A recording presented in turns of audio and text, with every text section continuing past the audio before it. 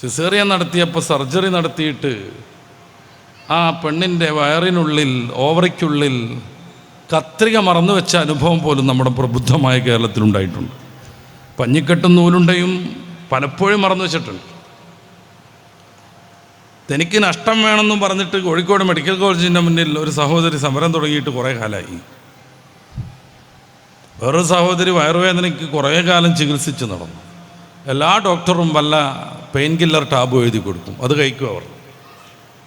ഒരാൾക്ക് പോലും ഒരു എക്സ്റേ നിർദ്ദേശിക്കാൻ തോന്നിയില്ല.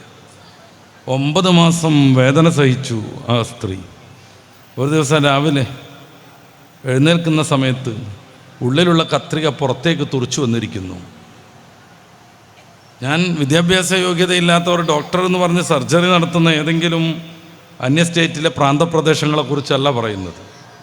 ആരോഗ്യരംഗം യൂറോപ്പിനോടൊക്കുമെന്ന് നമ്മളൊക്കെ വിശ്വസിക്കുന്ന കേരളത്തിൽ ഇതൊക്കെ ചെയ്ത ഡോക്ടർമാർ MDMAയുടെ അഡിക്റ്റുകളാണെന്ന് എനിക്ക് എവിഡൻസ് ഒന്നുമില്ല, എനിക്കത് പറയാനും വയ്യ. പക്ഷെ ഒരു മെഡിക്കൽ കോളേജിൽ ഒരാളിൽ നിന്ന് മാത്രം ഈ സാധനം മേടിച്ച് ഉപയോഗിക്കുന്ന 18 പേരുണ്ടാകുമ്പോൾ അതൊരു പ്രശ്നമാണ്. ഇനി വേറെ ഏതൊക്കെ സ്രോതസ്സിൽ നിന്ന് അവരിത് സംഘടിപ്പിക്കുന്നുണ്ടാവും? മറ്റുള്ളവർക്കുണ്ട് ജോലിയുടെ ഭാരം, പ്രയാസം.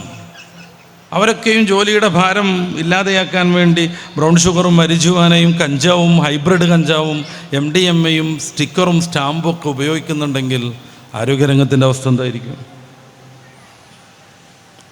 ഒരു കാര്യം നമ്മൾ മനസ്സിലാക്കേണ്ടത്, MDMA പോലെയുള്ള ഇന്ന് വ്യാപകമായി ഉപയോഗിച്ചുകൊണ്ടിരിക്കുന്ന മരുന്നുകൾ ജീവിതത്തിൻ്റെ ഭാഗമാക്കിയ ആളുകൾ 3 മുതൽ 7 വർഷം വരെയേ ജീവിക്കുള്ളൂ. അതിൻ്റെ ഇടയ്ക്ക് മരിച്ചു പോകും. 3 മുതൽ 7 വർഷം വരെ മാത്രമേ അവർ ജീവിക്കുള്ളൂ, അതിൻ്റെ ഇടയ്ക്ക് മരിച്ചു പോകും. ഇത് ശരിക്കറിയുന്നവരാണ് ആരോഗ്യരംഗത്ത് പ്രവർത്തിക്കുന്നവർ.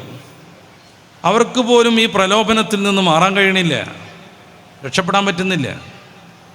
MDMA അടക്കമുള്ള രാസവസ്തുക്കളുടെ എല്ലാ കുഴപ്പങ്ങളും അത് ശരീരത്തിലുണ്ടാക്കുന്ന മാരകമായ സൈഡ് എഫക്റ്റുകളും ശരിക്കറിയുന്ന ഡോക്ടർമാർക്കും മെഡിക്കൽ രംഗത്ത് പ്രവർത്തിക്കുന്നവർക്ക് പോലും ഈ നീരാളിപ്പിടുത്തത്തിൽ നിന്ന് രക്ഷപ്പെടാൻ പറ്റുന്നില്ല. അവർ പോലും പ്രലോഭിതരായി പോവുകയാണ്. ഇത്തരം സാഹചര്യത്തിൽ എങ്ങനെയാണ് നമ്മുടെ തലമുറയുടെ മാറ്റവും വളർച്ചയും വിദ്യാഭ്യാസവും ജോലിയും ജീവിതവും നടക്കുക എന്നുള്ളത് നമ്മൾ ഗൗരവത്തിൽ ആലോചിക്കണം.